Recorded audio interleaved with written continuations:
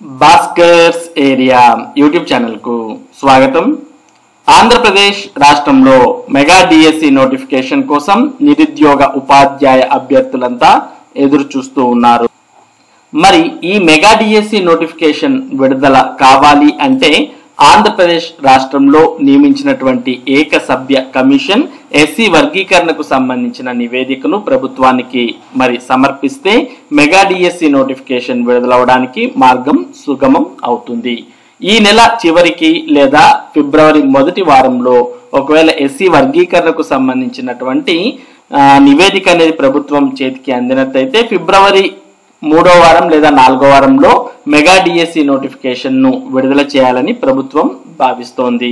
మరి ప్రస్తుతం ఈ ఎస్సీ వర్గీకరణకు సంబంధించినటువంటి కమిషన్ ఏం చేస్తోంది అనే సమాచారాన్ని మనం ఈ రోజుటి దినపత్రికలో చూడవచ్చు.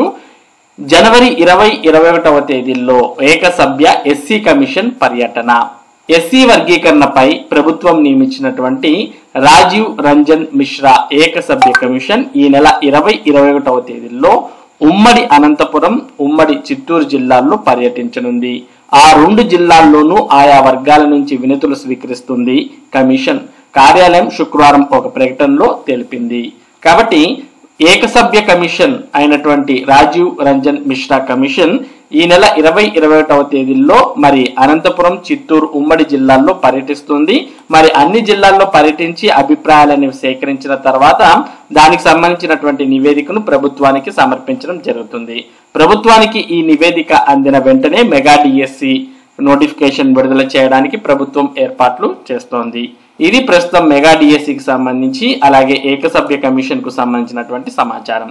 ఇటువంటి ముఖ్యమైన సమాచారం టెట్ మరియు డిఎస్సికి సంబంధించినటువంటి అప్డేట్స్ ను భాస్కర్స్ ఏరియా మీకు అందిస్తూ ఉంటుంది.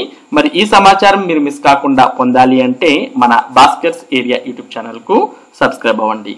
Thank you for watching this video.